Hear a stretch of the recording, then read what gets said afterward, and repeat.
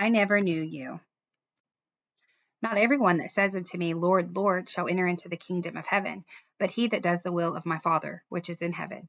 Many will say to me in that day, Lord, Lord, have we not prophesied in your name, and in your name have cast out devils, and in your name done many wonderful works? And then I will profess unto them, I never knew you. Depart from me, you that work iniquity. Therefore, whosoever hears these sayings of mine and does them, I will liken him unto a wise man, which built his house upon a rock. We can see here that ye that work iniquity, the word iniquity is G458, which is the condition of being without the law, wickedness, lawlessness. Okay.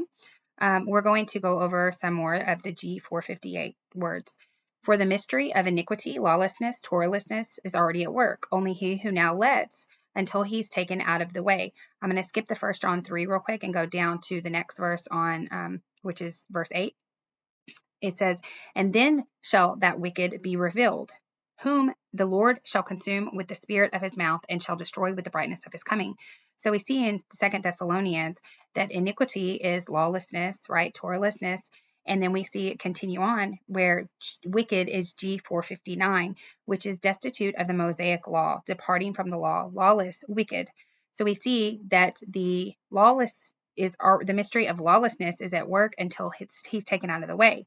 He, the wicked who is taken out of the way, is the lawlessness departing from the law, which the Lord will consume with the spirit of his mouth at his coming. Okay, back to 1 John 3:4, going back to iniquity or lawlessness. Whoever commits sin transgresses the law, for sin is the transgression of the law. So we see here that committing sin is lawlessness, Torahless. Sin is literally the transgression of the Torah. So those who are in iniquity and those who are wicked are without the law, without the Torah. Psalm 119, my soul is continually in my hand, yet I do not forget your law. The wicked have laid a snare for me, yet I erred not from your precepts. Your testimonies I have taken as a heritage forever, for they are the rejoicing of my heart. I have inclined my heart to perform your statutes always, even unto the end. I hate vain thoughts, but your law do I love. You are my hiding place and my shield. I hope in your word.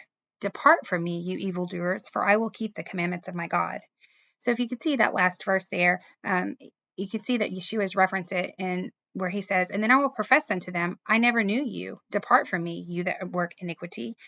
So a lot of times he would quote half of this verse, and that was just something that he did, and it lets you go back to see what he was referencing.